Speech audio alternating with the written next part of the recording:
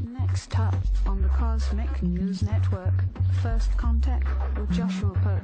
Good morning, Earthlings. Good. How you doing today? Good. How you doing today? Welcome to First Contact Radio. Welcome to First Contact Radio. To talk about all these things I'm talking about is because in life, everything is energy. Every single thing that's out there. Yo, it's First Contact with Joshua Poet. He's the man on the mic, just in case you didn't know it. Covering news from all around the globe, from the weather and space to UFOs. He'll talk politics and make you open your eyes. Conspiracy theories and government lies. They'll dig it all up and try to find the proof. Cause it's time to demand the truth. It's time. First Contact Radio. We have time to demand the truth. It's time. First Contact Radio. We have time to demand the truth. It's time. First Contact Radio. It's time to demand the truth. Radio. We have arrived. First Contact Radio. Good morning, Earthlings.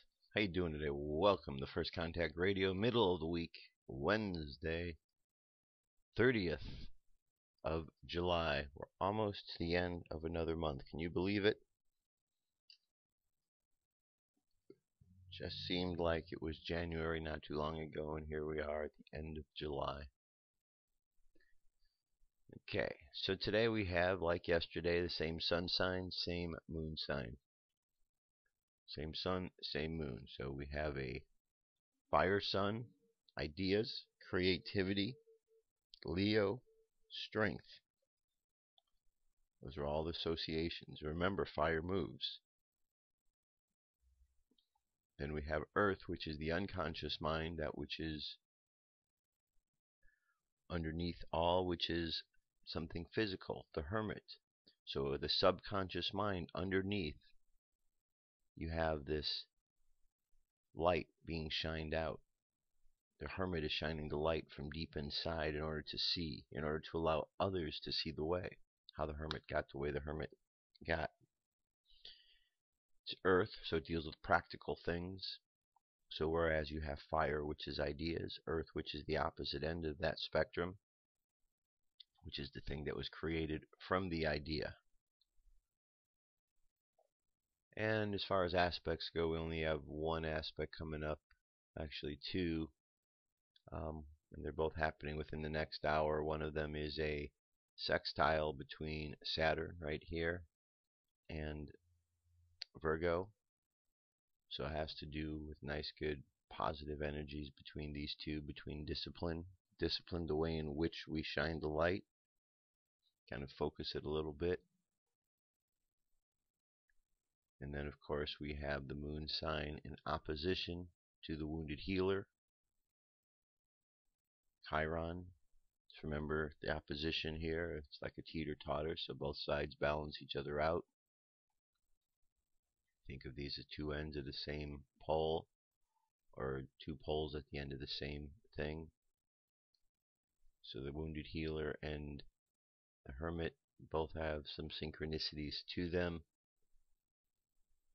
Important lessons to learn. So as we go through the course of the day, just see how that idea of that wounded healer balances out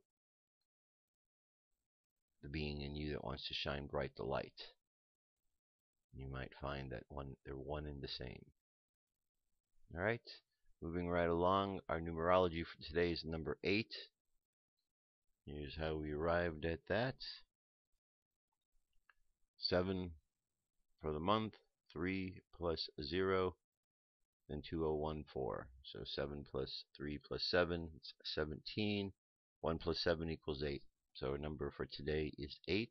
Which we know, because we've looked at this number enough times, is a number of reciprocity. It's a number of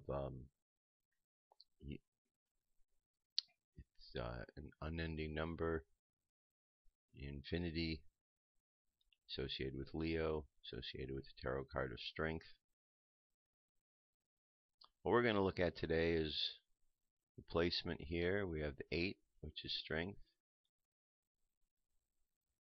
Okay, we have our sun sign, which is also here, Leo. So both our sun and our numerology are at the same place. And the moon sign for today, Virgo, right here. So, what are we going to look at today? We've looked at Virgo yesterday. Let's take another look at the Strength card. Again, repetition is important, so the more we look at these, the more we're going to remember. And we're going to look at the cards that apply in each day, as opposed to just looking at them randomly, because it'll help you to remember more. So today, Strength. It's the numerology, and it's also our sun sign, Leo. So the card has a very profound esoteric significance. It represents the great cosmic force of which Madame Blavatsky calls Fohat. This force in the human organism is called Kundalini, the superpower. There are any number of systems which attempt to tell unwary students how to awaken the sleeping Kundalini.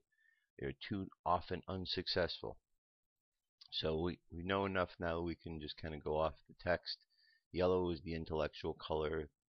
We have the Empress in white, purity, taming the red passion of the masculine energy here. Kundalini energy, which is a great powerful force of energy represented here by the redness of the lion. Once it's tame, is allowed to come through and really help the body, providing information flowing through it. But when the Kundalini energy moves through, because it moves through the chakras, if the chakras aren't cleared out, it could be a sudden jarring to the body, and the body has to deal with sudden energies released that might not be ready for at that point in time. So that is the danger. Just having to deal with more than you're ready for. Okay? And Strength, righteousness, or right useness. Hebrew letter serpent is Teth, and the meaning is serpent. Okay? Remember in the Garden of Eden we're told about the serpent. Well, here the serpent is implied here. It's an idea of wisdom. Kind of gives a different understanding of what the Garden of Eden was really about and what it wasn't. Current moon phase is 12% of the way full. We're making our way up to a full moon. It's going to be a little bit till we get there. This week, or tonight, two brightest stars of the summer are Vega, just east of the zenith after dark, and Arcturus, less high towards the west. Both are 0 magnitude. The next 0 magnitude star to make its appearance will be Capella. Doesn't emerge until the early morning hours. Look for it low in the north to northeast after about 1 a.m. Mayan Oracle, we're on the last day of the wave spell, which is the theme of the dragon birth. We're at the Skywalker, so we're about to explore. Cosmic is the jumping tone, so we're about to take off to explore the next area. Phrase for today of the 13 Skywalker guided by the Earth is, I endure in order to explore, transcending wakefulness. I seal the output of space with the cosmic tone of presence. I'm guided by the power of navigation. Space weather, our solar wind is currently at 330.8 kilometers per second. Planetary K-index is in the quiet range. Chrono holes, got one sneaking across or making its way across.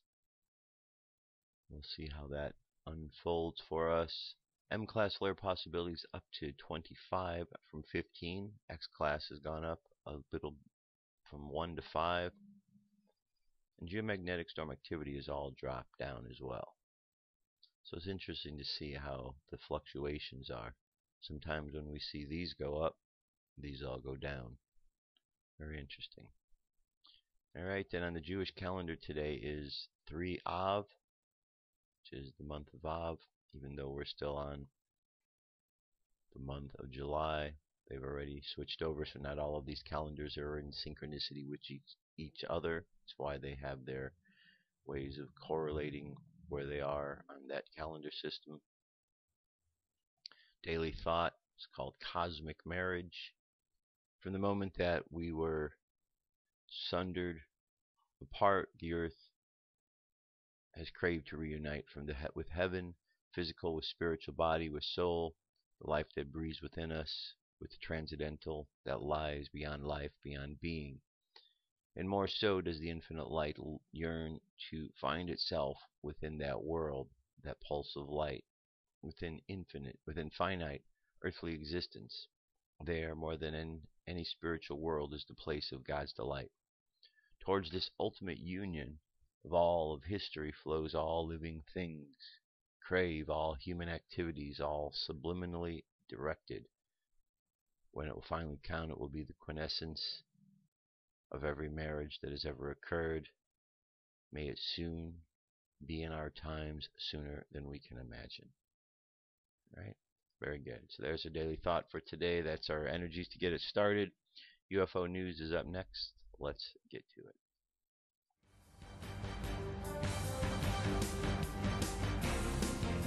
This is the UFO News with Joshua Poet. Alrighty, Dirk. Thank you very much. First story takes us over to Berkshire, UK. This is a fast orb filmed over Berkshire. Right there, circled one is the object in question. New footage of a daytime UFO filmed in the sky above Berkshire on the 29th, Tuesday. Witnesses 3 orbs fly above cloud level of Berkshire, appearing within just 45 seconds of each other. First orb appears right of the screen at 3:03. Second travels down from the top center in the clouds at about 12. Okay. Whilst one travels from the left to the bottom center towards the end of the video. Video itself is 52 seconds in length. So you should catch the third one coming up here. And up from the bottom.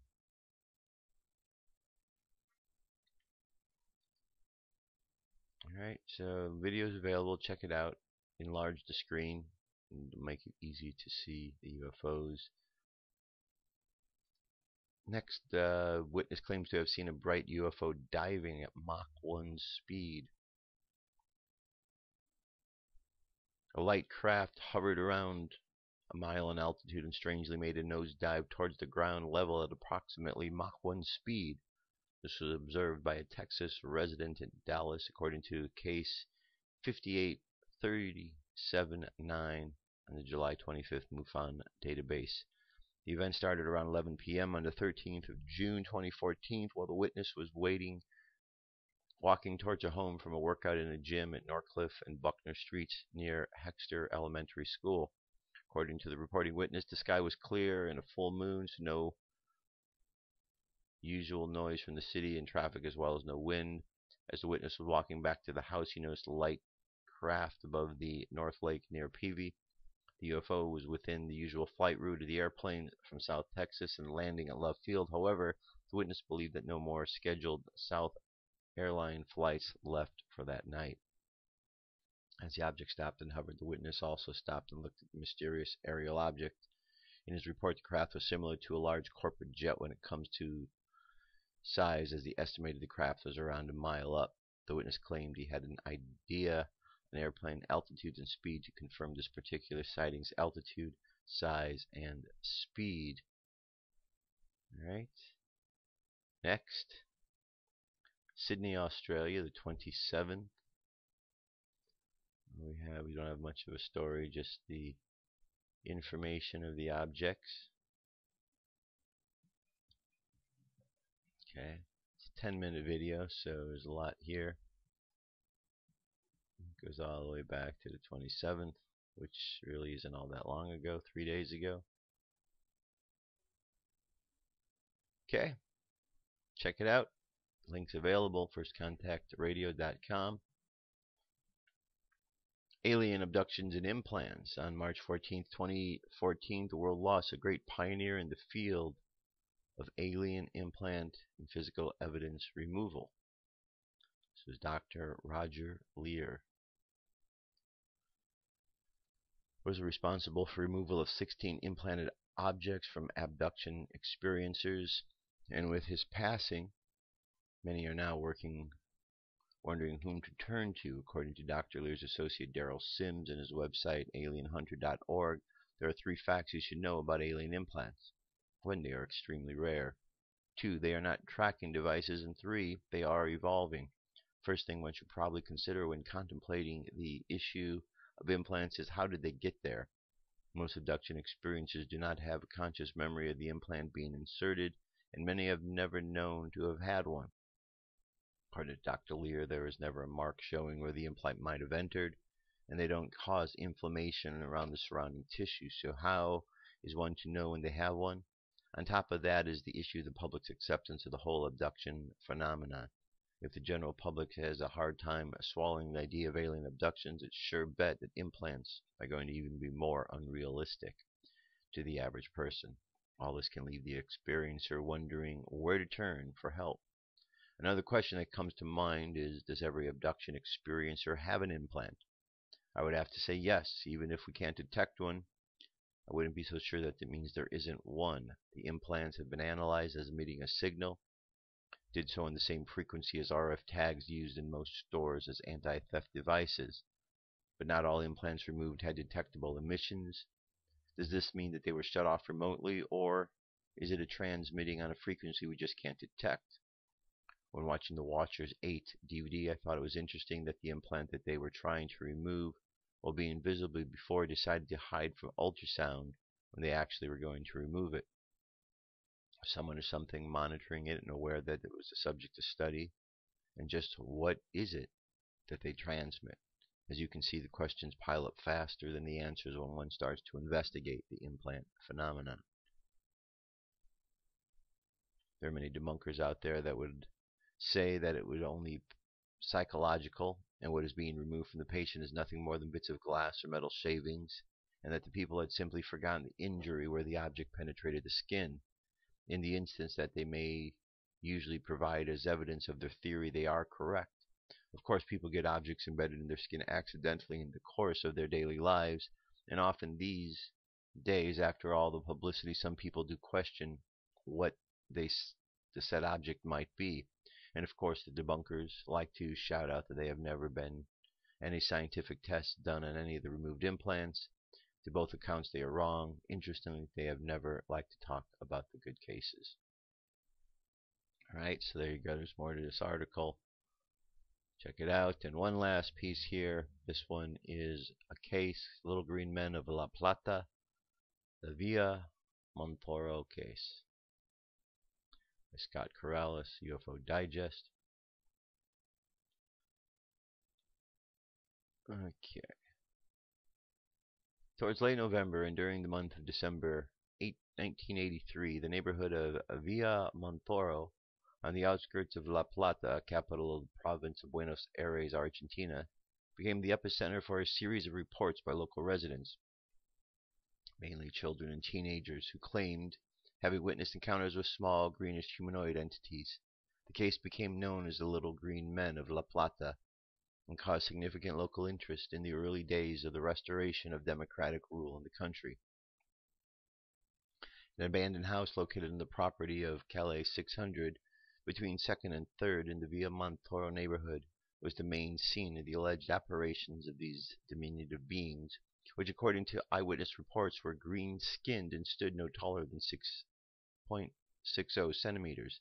Sightings of these small entities was not restricted to the house in question, and sightings and reports extended several blocks around, giving rise to the venerable tidal wave of journalists, researchers, experts in supernatural phenomena, and curiosity seekers flooding the area constantly. Diego Ili 7 at the time, leaving at Calle 600 between 1st and 2nd, was perhaps the first to have a close encounter with the little men. This took place on Sunday, November 27th, between 14:30 and 19:30 hours. We went to play with Walter, a friend, in an abandoned house. We were climbing a tree when we saw them. Walter got scared and ran away. I stayed behind and played with them a lot. We climbed the tree limbs, and also I got to wrestle with one of them. Then they told me it was late and that I had to leave. Regarding the description of these beings, Diego noted, "They're tiny. They come up here," pointing to his knee. "They're green and have wrinkled faces like old men. They have long nails, were dressed in green, and had little boots and green caps." Diego says he saw the little men eating quince and honey. I went back to the house but never found them again. I hope they come back. I would like to see them again. Very interesting story. A lot more to the article. So I'm going to leave it for you to check out. And that is our UFO news report for today. Stay tuned. Check out this song. I know you've heard it before, but you get to hear it again. And then I'll be back, and we shall continue on.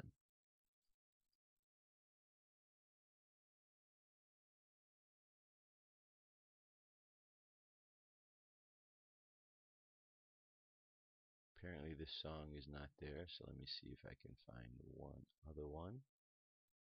Let's see. I know there's one here that we could play. How about this one? If all of this is true, and the evidence strongly suggests that it is, then our government, for some reason, has taken the stance that the general public must not be told the truth. There we go. Ready?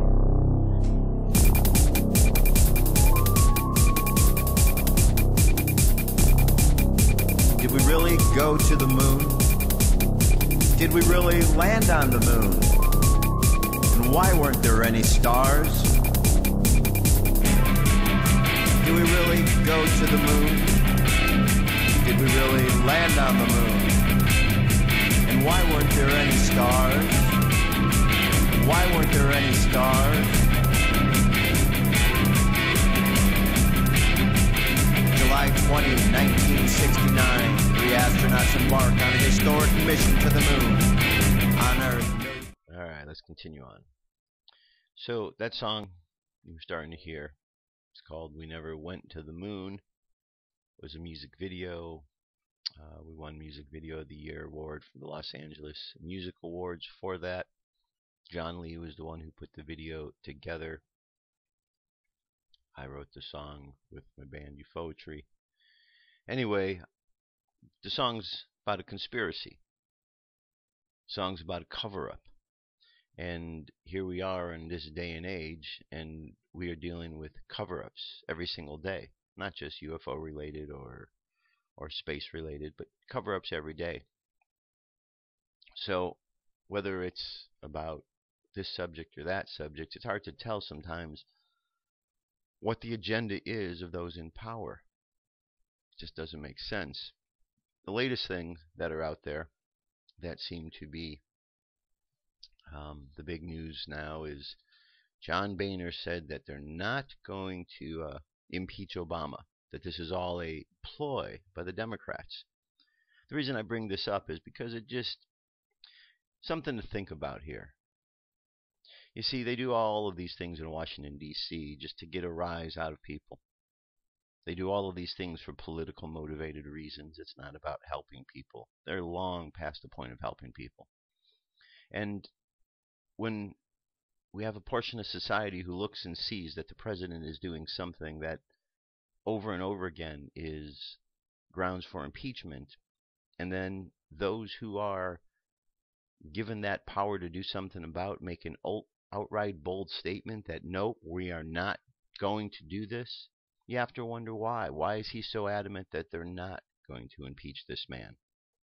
And when you hear that and when you think about that, you realize it's a game they're playing for them to say that the Democrats are doing this so that they can get more, do better in the voting. What benefit is that for them, if you think about that? You see, the way I think it works, I think it's all reverse psychology. You get a situation, and you don't want people to believe it, so you put it out right in their face, and then you make fun of that idea. It's like what Bill O'Reilly does. Last week, Bill O'Reilly had a segment on the show where he talked about the polls that they had done, Fox News polls, in regards to 9/11, who thought that 9/11 was an inside job, that the government had prior knowledge, and also about another event that was just recently going on, and what he does, the moon landing. And then what he does is he takes this information and tells you, well, of course we went. Of course this happened this way. And he then debunks. He did the same thing with the president. Of course the president was born in America. So he protects the president. So even though there are those who think that Fox News is against the president and they're all Republican, which they are, you could also see the powers behind the scenes are pushing the buttons for them to also get people to accept what's going on as well. Because just as much as he's made it seem as if he's the opponent, Bill O'Reilly is actually on the same side with Barack Obama and is actually getting you to like him, getting you used to what he's doing as being okay. So when he makes outright statements that the moon landing, and the fact that people think it's fake are not knowing what they're talking about, only confirms. And when he makes his comments about 9/11 and then even goes so far as to say that people who believe that the government had prior knowledge are those who hate the government, it just again confirms that what happened on 9/11 is exactly as everyone thinks. It was an inside job. And so when we get to this case now with the presidency and you have Boehner saying we're not going to impeach this man, well, we know the truth already, because he is impeachable and they're going to protect this man. So they're putting this out there saying the Democrats are doing this to laugh at it because it's the truth of what needs to happen. And the American people, sad to say, are being laughed at by the government agencies every single day. And they're just laughing as they tell you these things and people believe them. And then they put them in your face and they make fun of them. And then you say, see, the news said this wasn't real. And people go about their lives believing it. It's kind of silly what people believe, isn't it? It really is silly just to go through on a daily basis. But we have so many people in the world. And I think that the more that we have people in the world, and the more and more that keep continuing to have, I think we're going to see these kind of situations arise.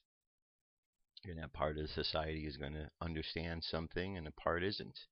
And I think that's just the way it's going to be. And as I was saying yesterday, in order to get everybody to stop and really notice, there needs to be some big event that's going to need to happen. Something outside of this planet. Something that is going to have to be extraterrestrial in nature. And when you start talking about a big event that needs to happen like this, there's the possibility now of some sort of false flag. And we've heard about this over and over, Project Bluebeam. So we just need to use our critical thinking. We can't stop at what we are told to believe by any of the mainstream medias. We can't. Just like a person can't afford to say Fox News is not mainstream because Fox News says they're not, a person needs to understand the definition of what mainstream media is. And then once you do, you understand by definition Fox News is mainstream media. They call themselves cable news, but so what? The delivery mechanism does not indicate whether or not they are mainstream or not. They're mainstream, just like MSNBC, CNN, so on and so forth. Okay, so I'm just rambling because they lie. They misinform, and it's important that we're aware of that. So I'm just pointing it out. Pretty certain that you're aware of it as well, because I get your comments and your emails to let me know as such. But there's still a lot of folks that we know that are out there that aren't aware and get caught up. And it's weird. And every time it happens, I'm sure in the same way that I am baffled by watching good people get fooled, I'm sure same thing happens with you too, right? Wonder why people fall for the lies that they fall for. Don't know. All right, so we're going to switch gears here. This is an article having to do with what happens when we leave the body. And this relates to out-of-body experiences or near-death experiences. Okay, we've all had them at some point or another, whether we recognize them or not. It says Dyson remembers everything about the accident 20 years ago. There was his bike, the car that had screeched to a stop ahead of him, and the sickening moment he went headlong into the glass and the metal. I've never been able to properly describe what happened that night. I have, however, recounted the story at least 5,000 times to friends, families, and experts. Seconds after the crash, I felt myself floating into a sleep. I guess my body had given up, and then suddenly I was hovering a few feet away from the scene and looking at the crowd, to no smell, no breathing, but surrounded by throbbing lights and a strange humming. Doctors would later say the glass from the car had blinded me and that my head and my back had taken a massive jolt, rendering me unconscious. but I still remembered the face of the man who had first pulled me out, him screaming, Usko Utharo, Usko Antaro, and my torn blue shirt. 2 months later, I surprised my mother in the details of the accident, and that's when it occurred to me that I was outside of my body for maybe a minute. I was also able to vividly describe my rescuers. As the years passed, my descriptions went from family discussions to at least 10 counseling sessions. But Dyson believes that just one of his therapists may have really paid attention to a story. The others claimed my brain had simply gone into the safe mode to protect itself and me. They said it was a natural reaction. But what about those faces, the model of the ambulance vehicle, and those details? I like to believe it was an experience, a moment of clarity in which I was between worlds. Then there's the case presented by the leading surgeon from Hyperidad. During one of the several surgeries I had over the years, a nurse happened to comment on the body of one of the patients on the operating table. She said he was fat and that it was getting increasingly difficult to maneuver amidst all the flab. There's no possible way the patient could have heard the comment, but 2 days later, following recovery, I walked into a massive argument between the staff and the patient, and we had to apologize. It was the strangest thing. How did a patient breathing through a machine with her chest open hear a whisper? So, very interesting, long, lengthy article. I'm going to leave it for you to read. We've all heard about these experiences when people die. Sometimes when people are sleeping. Sometimes people intentionally go out of their body. So, all different ways. Just interesting to experience all the different ways in which we experience what's going on out there in the world. All right? All right. So today we're going to switch our gears back over to Atlantis. We're going to talk about Atlantis on Wednesdays. If you have any thoughts on the subject, please email me, send me comments. Facebook page, get the YouTube page, got the email, firstcontactradio@yahoo.com. Alright, so today we're going to turn our attention towards this book here, because when we continue to research and look into Atlantis, this is a book that continues to come up over and over and over again. So we should look at this book. It's called Atlantis, the Antediluvian World by Ignatius Donnelly. Ignatius Donnelly, lawyer, land promoter, politician, and virtuoso author, is today best known for his pioneering work on the subject of Atlantis. Atlantis, the Antediluvian World, published in 1882, is one of the best constructed Atlantis theories, as it makes no recourse to occult or channeled information. Donnelly's lucid style and command of the facts, such as they were, make the book readable and compelling even today. Alright, so let's jump into this. We got the title page right here. It says the world has made such comet-like advance lately on science, we may almost hope before we die of sheer decay to learn something about our infancy when lived. That great original broad-eyed sunken race whose knowledge, like sea stunning rocks, hath formed the base of this world's fluctuous lore. Festus.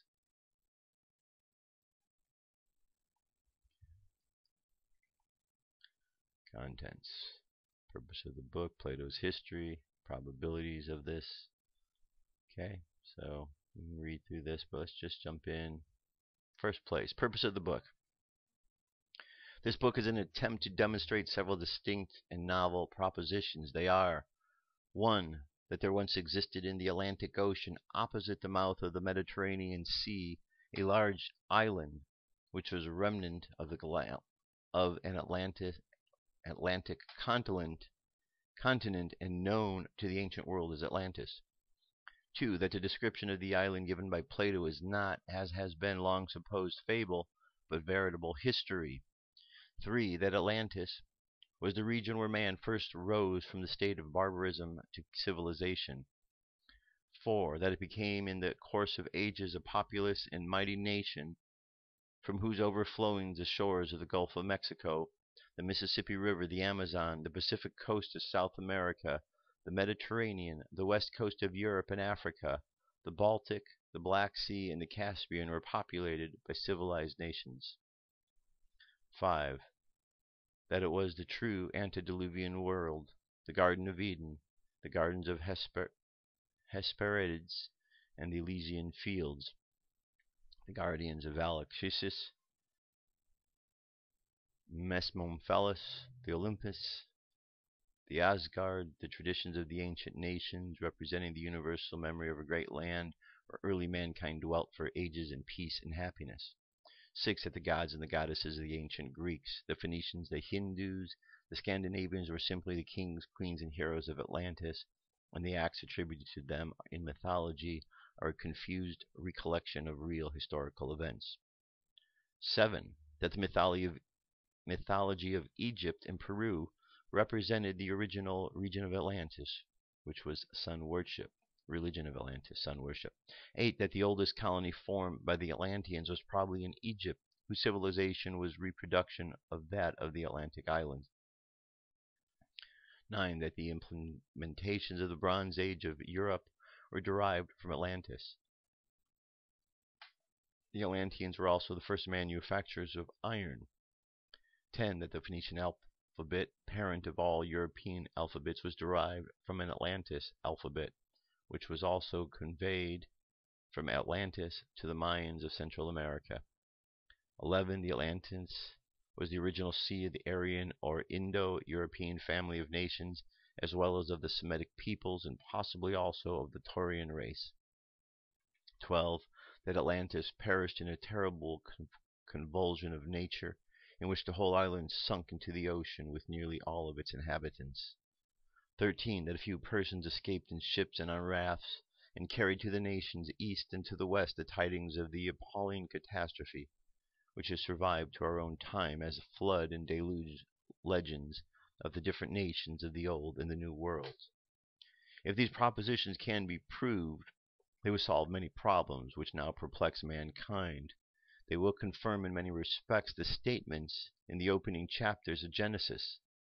They will widen the area of human history. They will explain the remarkable resemblances which exist between the ancient civilizations found upon the opposite shores of the Atlantic Ocean in the Old and the New Worlds, and they will aid us to rehabilitate the fathers of our civilization, our blood, and our fundamental ideas that men who lived, loved, and labored ages before the Aryans descended upon India, or the Phoenician had settled in Syria, or the Goth had reached the shores of the Baltic. The fact that the story of Atlantis was for thousands of years regarded as a fable proves nothing. There is an unbelief which grows out of the ignorance, as well as skepticism which is born of intelligence. The people nearest to the past are not always those who are best informed concerning the past. For 1,000 years it was believed that the legends of the buried cities of Pompeii and Herculaneum were myths that were spoken of in the fabulous cities. For thousands of years the educated world did not credit the accounts given by Herodotus of the wonders of the ancient civilizations of the Nile and the Chaldea. He was called the father of liars. Even Plutarch sneered at him. Now, in the language of Friedrich Schlegel, the deeper and more comprehensive the research of the moderns have been, the more their regard and esteem for Herodotus has increased.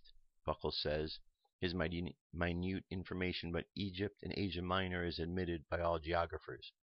There was a time when the expedition sent out by Pharaoh Necho to circumnavigate Africa was doubled, because the explorers stated that they had progressed to a certain distance. The sun was north of them. The circumference, which then aroused suspicion, now proved to us that the Egyptian navigators had really passed the equator, and anticipated by 1,200 years Vasquez de Gama in his discovery of the Cape of Good Hope. If I succeed in demonstrating the truth of the somewhat startling propositions with which I commenced this chapter, it will only be by bringing to bear the question of Atlantis 1,000 converging lines of light from a multitude of researchers made by scholars in different fields of modern thought. Further investigations and discoveries will, I trust, confirm the correctness of the conclusions. at which I have arrived. Chapter 2, Plato's History of Atlantis. Plato had reserved for us the history of Atlantis. If our views are correct, it is one of the most valuable records which have come down to us from antiquity. Plato lived 400 years before the birth of Christ. His ancestor Solon was the great lawgiver of Athens 600 years before the Christian era. Solon visited Egypt. Plutarch said Solon attempted in verse a large description or rather fabulous account of the Atlantic island, which he had learned from the wise men of Sais, and which particularly concerned the Athenians, but by reason of his age, not want of leisure, as Plato would have it, he was apprehensive the work would be too much for him, and therefore did not go through with it. These verses are proof that business was not the hindrance. I grow in learning as I grow in age, and again, wine, wit, and beauty still their charms bestow, light all the shades of life, and cheer us as we go. Plato, ambitious to cultivate and adorn the subject of the Atlantic island as delightful spot in some far field unoccupied, to which also he had some claim by reason of his being related to Solon, laid out magnificent courts and enclosures, and erected a grand entrance to it, such as no other story, fable, or poem ever had. But as he began it late, he ended his life before the work, so that the more the reader is delighted with the parts that it is written, the more regret he has to find it unfinished. There can be no question that Solon visited Egypt. The causes of his departure from Athens for a period of 10 years are fully explained by Plutarch. He dwelt, he tells us, on the Campanian shore by Nile's deep mouth. There he conversed upon points of philosophy and history with the most learned of the Egyptian priests. He was a man of extraordinary force and penetration of mind. His laws and his sayings, which have been preserved to us, testify. There is no improbability in the statement that he commenced in verse a history of the description of Atlantis, which he left unfinished at his death, and it requires no great stretch of the imagination to believe that this manuscript reached the hands of his successor and descendant Plato, a scholar, thinker, and historian like himself, one of the profoundest minds of the ancient worlds. The Egyptian priest had said to Solon, "You have no antiquity of history, and no history of antiquity." And Solon doubtless realized fully the vast importance of a record which carried human history back not only thousands of years before the era of the Greek civilization, but many thousands of years before even the establishment of the kingdom of Egypt, and he was anxious to preserve for his last half-civilized countrymen the inestimable record of the past. We knew of no better way to commence a book about Atlantis than by giving in full record preserved by Plato as follows. Critias.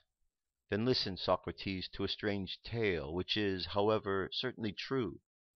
As Solon, who was the wisest of the 7 sages, declared, he was a relative and great friend of my great-grandfather, Dropidius, as he himself says in several of his poems. And Dropidius told Critias, my grandfather, who remembered and told us that there were of great old and marvelous actions of the Athenians, which have passed into oblivion through time and the destruction of the human race, and one in particular which was the greatest of them all, the recital of which will be a suitable testimony of our gratitude to you. Socrates says, very good.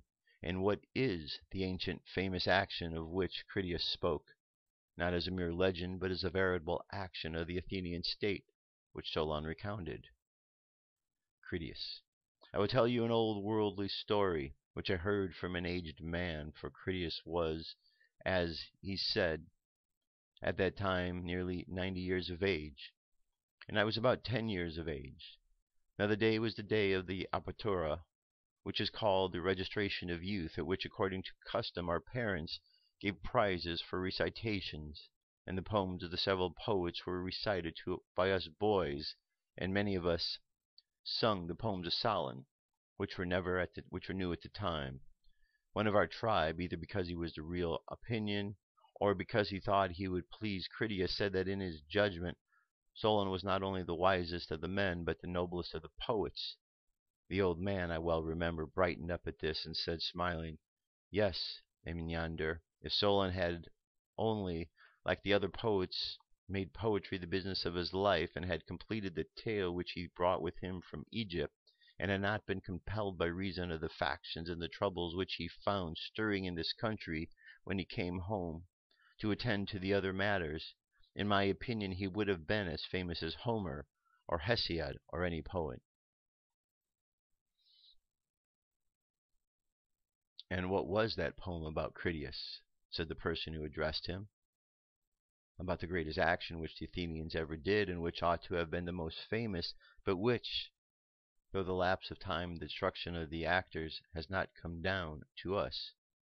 "Tell us," said the other, "the whole story, and how and from whom Solon heard this veritable tradition." He replied, "At the head of the Egyptian delta, where the river Nile divides, there is a certain district which is called the district of Sais, and the great city of the district is also called Sais, and is the city from which Amyas the king was sprung, and his citizens have a deity who is their father. She is called the Egyptian tongue Netta, which is asserted by them to be the same as the Hellenes called Athene. Now the citizens of this day are great lovers of the Athenians, and they say they are in some way related to them. Thither came Solon, who was received by them with great honor, and he asked the priests, who were most skillful in such matters about antiquity, and made the discovery that neither he nor the other Hellene knew anything worth mentioning about the times of old. On one occasion, when he was drawing on them to speak of antiquity, began to tell about the most ancient things in our past and of the world, about Phoronius, who is called the first, and about Nobile, who, after the deluge, to tell of the lives of Deculion and Pythria, and he traced the genealogy of their descendants and attempted to reckon how many years old were the events of which he was speaking, and to give the dates. Thereupon one of the parents, who was very great age, said, "O Solon, Solon, you Hellenes are but children, and there is never an old man who is an Hellene." Solon, bearing this, said, "What do you mean?"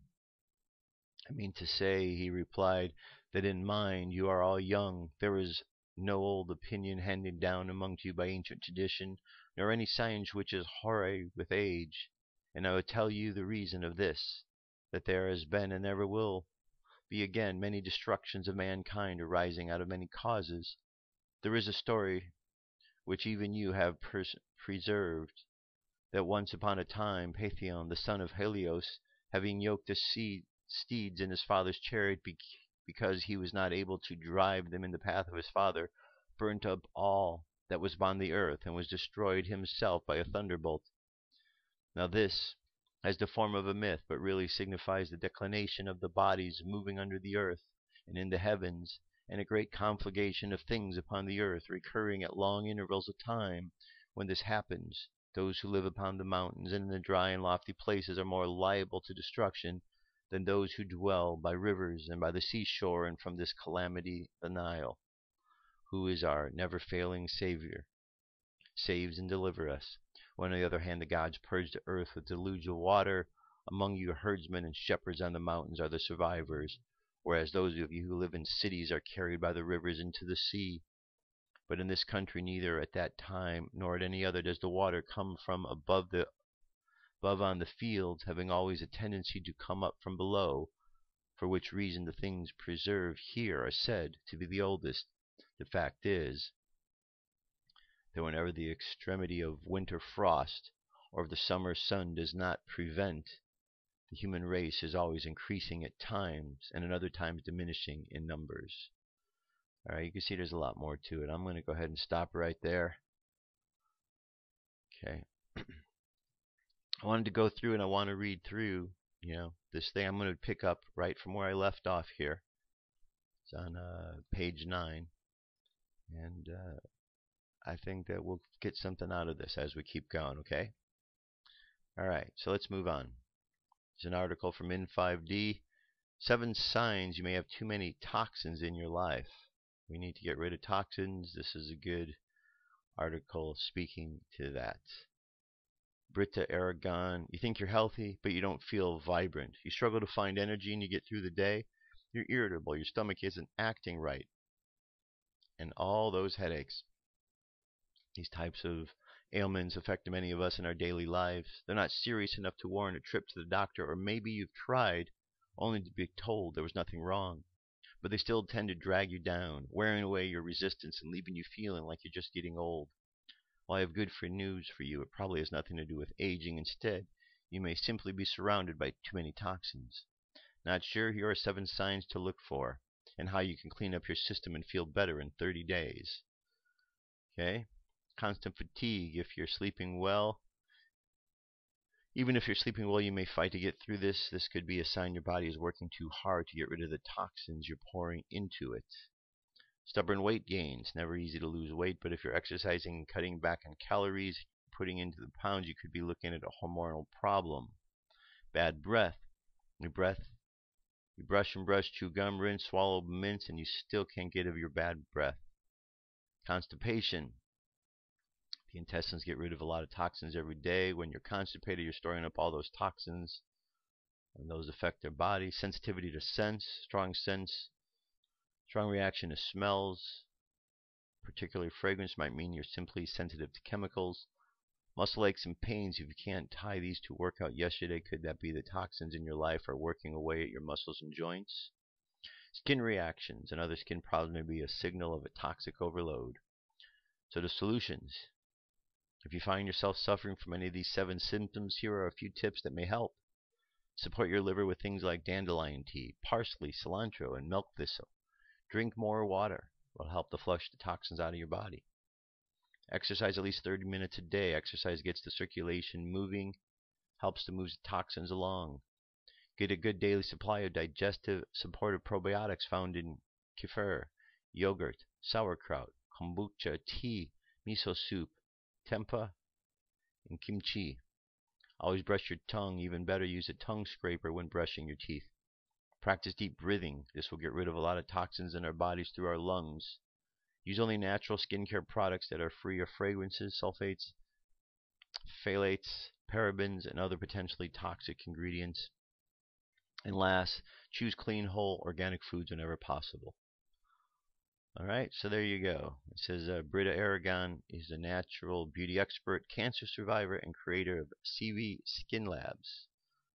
Okay, so the article's available, so you can check it out, get information. Good article from Brita.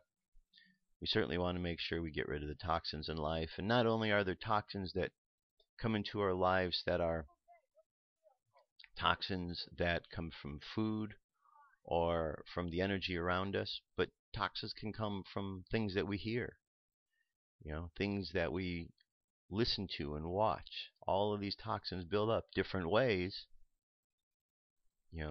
but there's all these toxins. That's why we're always using the process of cleansing out all of these energies, because all it is energy.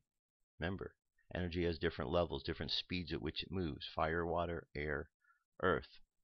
So toxins can be in any of these different areas. We have to keep ourselves pure in the ideas, in the water, love, feelings, in our words and our actions, and in the physical. So it's all part of the same mix. Here's our message for today. It comes to us from the Arcturians. Expanding Your Consciousness, Part 2, Channeled Message from the Arcturians. July 28, 2014. Channeled by Paul Marwood. Transcribed by Paul Marwood. The Arcturians. Greetings, dear Paul. We are the Arcturians. We continue our discussion about expanding your consciousness. For those of you who read or listened to our first channeling, that this channel posted several weeks ago, we encouraged you to take some time out of your busy days, and simply sit and be in nature. There is a calming, peaceful energy that surrounds you while you are in nature. It is good for the soul, healing for the human body, and it allows you to take time out from your busy day just to relax and be. In the previous channeling we encouraged you to start to connect to more of what is around, and we'll share a little bit more about that in this message, for part of the purpose of your expanding your consciousness is to allow you to sense, feel, connect to, and self-realize that there is so much more around you than just your physical body, and a chair, and a table, and whatever is in your physical immediate surroundings. We want to encourage you to start to move into this realm of feeling, and as you start to explore this realm, you suddenly start to sense and feel things that you may have never sensed or felt before, and you ask yourself, what is this? What am I sensing? What am I feeling? I'm not really sure, but it's a little bit different to what I normally used to. We encourage you to connect to those feelings and explore what you're feeling. We encourage you to take some time out and spend that time in nature. It's best if you are in a quiet space in nature, somewhere where you can comfortably be alone and just observe and feel and sense. If you have a lot happening around you, it can distract you from tuning into the more subtle feelings. In this instance, we encourage you to find a quiet space, and in that quiet space, allow your concentration to just move down into where your physical heart is, where your heart chakra is, and allow that intuition within you to guide you to a sacred space within the heart. A space that there is no judgment, there is no ego, there is just this beautiful loving peace, and it's okay if you don't find this in your first or second or third or fourth or fifth times. Just trust, bring your attention down to your heart and just tune into that and allow yourself to be guided into that quiet, peaceful, loving space. As you move into that space, feel the quiet centeredness within, start to feel and tune into this beautiful feeling of love. It's a feeling of love that has a pure quality to it. It's a love that's not tainted, not easily lost or distracted. It's something that's so pure, like it rises above everything else. Please understand, we are just simply describing it in a way through the limited form of words to allow you to grasp the feeling of this love, for it is far more than the way we describe it. Tune into this beautiful feeling, and once you have moved into this space, just rest, just be in this space, explore and feel this feeling of love, this feeling of quietude. If your mind comes into the picture and reminds you about something you need to do in your day, just gently release those thoughts and bring your attention back into this beautiful, loving, sacred space within your heart. There can be things happening around you, but they simply happen around you and you remain unaffected in this beautiful, quiet space. You may even be aware of them, but you still remain in this beautiful, quiet space. Never be annoyed or judgmental of yourself. If you're one of these people that finds it difficult to meditate because your mind is very busy, again, don't be judgmental or annoyed with yourself. Just simply connect in and enjoy those moments that you have and share with this beautiful space. The space of your soul, your higher self, your essence, even if it is brief. As you do this more often, you will find those brief moments become longer and longer, and before you know it, you are able to spend substantial time in this beautiful, sacred space of your heart. Have fun playing with this and enjoy, because that's what life is all about, fun and enjoyment. We love you all. We are the Arcturians. Alright, good message. And that leads us to our meditation for today. So go ahead and close your eyes. Take a deep breath. And exhale. Take another deep breath. And exhale again. And another deep breath. And exhale. And keep breathing in and out. And as you breathe in, imagine breathing in peace. And exhaling out love. And as you breathe in that peaceful air, imagine it going through your body, bringing peace to each and every one of the cells, cleansing out all of the toxins, the negativity, and imagine them being transformed into love and just released back out into the world. And imagine this energy cycling through your body, going through cleansing. And as you continue to breathe, and that breath goes in, imagine that breath. Imagine that cleansing energy entering your body on many different levels. The fire, the water, the air, the earth, the spirit. Imagine it entering on all these different dimensional levels and cleansing out all the toxins of that particular level. And feel how it feels to have your body cleansed and releasing of all of these toxins, letting them go, sending them away with love and light. Continue breathing, and as you do, contemplate the words of this affirmation. God lives in my heart and loves as my life. The vitalizing energy of pure spirit renews my body temple.